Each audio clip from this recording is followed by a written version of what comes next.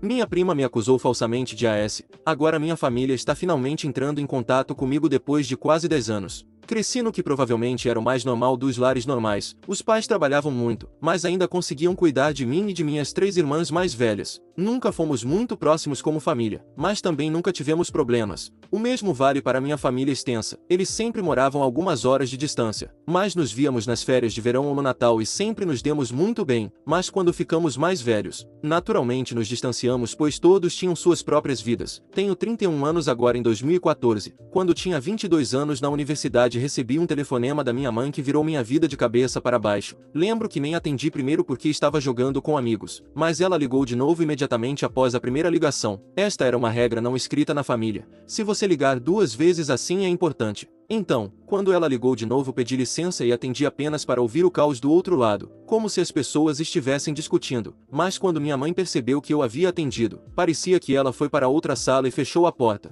Eu só perguntei o que estava acontecendo e ouvi que ela estava chorando. Minha memória dessa conversa está um pouco embaçada, mas ela basicamente me perguntou se eu tinha algo a confessar sobre minha prima. É minha prima por parte de mãe e tem 7 anos a menos que eu, 15 na época. Naquela época eu não via minha prima havia vários anos. Eu apenas disse não e perguntei do que se tratava. Ela apenas chorou ainda mais e começou a me acusar de AS quando éramos mais novos, que minha prima havia contado tudo para minha irmã e que minha irmã contou a minha mãe. Minha tia e a prima havia contado a eles que quando ela tinha 9 anos e eu 16 ela estava brincando no meu quarto. Quando entrei comecei a tocá-la por baixo da roupa e a beijá-la. Minha mãe gritou para eu dizer alguma coisa, mas eu não conseguia nem falar. Também era um absurdo. Lembro-me de pensar que devia haver alguma piada de mau gosto. A última coisa que me lembro de ter dito é que não é verdade e que ela está mentindo. Mas então minha mãe continua dizendo como ela deu uma descrição tão detalhada de onde e como. Então ela ficava perguntando: como você tem coragem de fez isso? Você fez isso? E eu apenas gritei de volta para ela que não fiz nada. Todas as vezes tudo terminava com minha mãe me colocando no viva voz e tanto minha mãe quanto meu pai diziam que não queriam nada comigo e para eu nunca mais entrar em contato com eles. 2 das minhas irmãs me mandaram uma mensagem no final do dia dizendo que sou nojento e depois me bloquearam.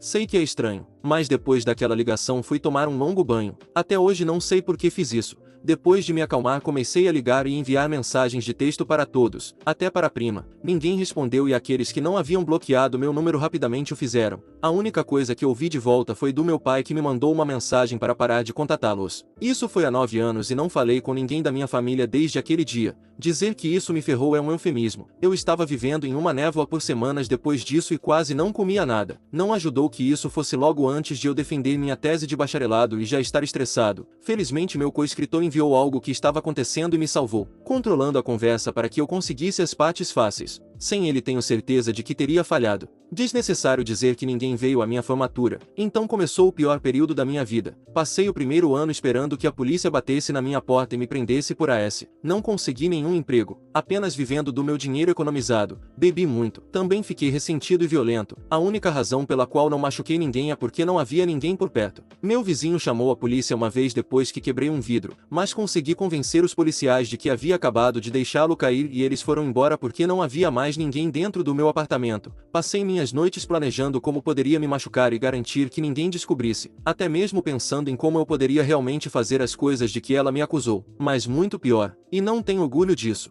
Consegui meu primeiro emprego de verdade na minha área no final de 2015. Só então as coisas começaram a melhorar. Concentrei todo o meu tempo no meu trabalho, pois isso me dava algo normal para fazer. A recuperação foi um processo lento, mas bebi menos e sorri mais. Eu vivia barato e ganhava um bom dinheiro. Então fiz questão de comprar um belo presente de aniversário para mim. Um fone de ouvido AVR, uma motocicleta, Lego e etc. E no ano passado me mudei do meu apartamento de merda e comprei uma casa pequena. Era um sonho antigo ter minha própria garagem e um jardim para cuidar. Isso tem me impulsionado ainda mais. Então minha vida está bem agora. Eu ainda tenho problemas. Tomei antidepre nos últimos anos e embora ajudem, não é de uma maneira feliz. Eles simplesmente removem os pensamentos sombrios e os substituem por pensamentos mortos. Minha confiança nas outras pessoas é quase inexistente. Eu tentei namorar, mas só estive em 2 encontros com 2 mulheres diferentes. É muito difícil falar como uma pessoa normal quando se trata disso. E o que eu diria a uma parceira em potencial quando ela perguntasse sobre minha família? Meu campo é muito dominado por homens, então a única mulher com quem realmente falo é minha terapeuta, de quem gosto muito. Há alguns dias recebi uma mensagem da minha mãe. Parecia irreal e fiquei com medo de abri-la no começo. Então apenas olhei para a notificação por horas antes de abri-la.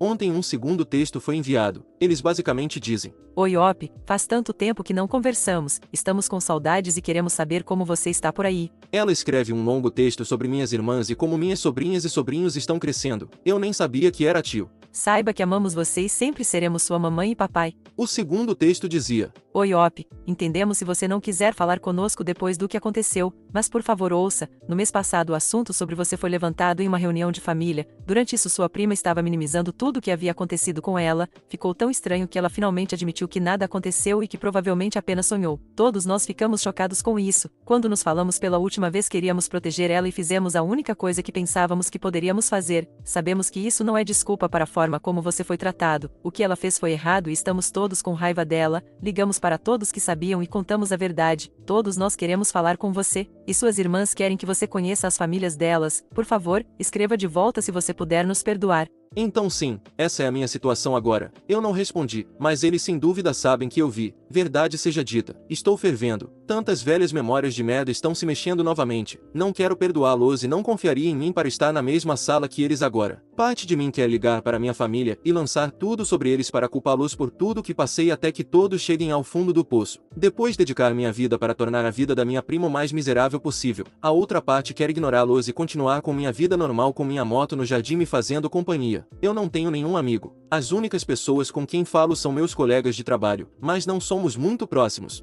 Liguei para minha clínica de terapeutas, mas eles me disseram que ela está de férias e não estará disponível por semanas e que não quero mais ninguém além dela. Então é isso, estranhos na internet. Por favor, para onde ir a partir daqui? Eu os ignoro e continuo como está ou respondo. E se sim, o que você escreve? Tenho certeza de que conhecê-los pessoalmente seria uma má ideia em um futuro próximo, mas nem tenho certeza de como minha vida pode melhorar de pegar aquelas velhas ameaças por mais embaraçosas que possam parecer. Sonhei com o dia em que eles se desculpariam por serem eles se jogando no chão e beijando meus pés. Enviar mensagens de texto parece tão anticlimático agora.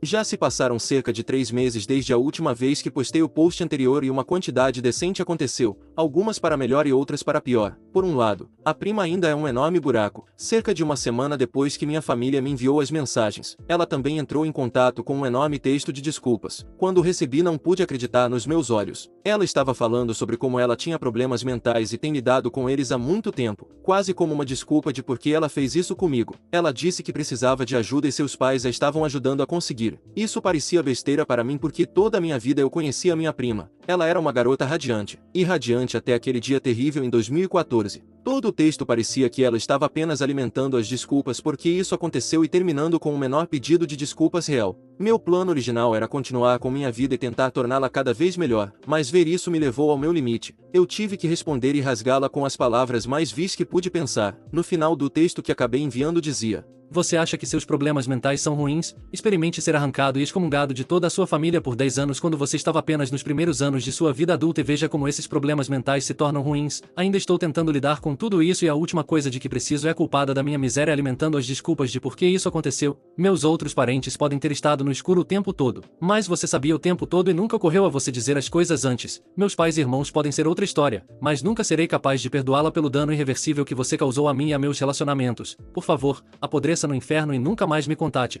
Ela não respondeu, mas posso ver que ela recebeu a mensagem por causa de confirmações de leitura. Talvez ela tenha entendido a dica para não responder. A boa notícia é que também respondi aos meus pais. Nada maluco no texto porque realmente conversamos por telefone. Era estranho ouvir suas vozes novamente. Eu costumava relacionar aquelas vozes com a segurança em casa, mas depois do que aconteceu era um sentimento totalmente novo. No começo eu odiei. Todas as memórias amargas voltaram ao meu cérebro desde o último dia em que falei com eles. Essas vozes estavam gritando comigo por coisas que eu nem fiz. A conversa durou cerca de 3 horas a 4 horas, e embora tenha sido difícil para mim e provavelmente para eles, foi a conversa mais produtiva que já tive com eles. Achei que seriam muitas desculpas pela minha prima, mas para minha surpresa, eles não apenas se desculparam 1 milhão de vezes, mas também me contaram tudo sobre o que estavam errados. Eles disseram que isso estava pesando sobre eles todos esses anos e agora que a verdade foi revelada, eles não sabem como podem viver consigo mesmos. A única parte realmente difícil foi quando perguntei por que eles não me ouviram ou acreditaram em seu próprio filho filho em comparação com uma sobrinha. Eles me disseram que lutaram imensamente com isso, mas ele tornou isso tão crível que eles sentiram que não tinham escolha.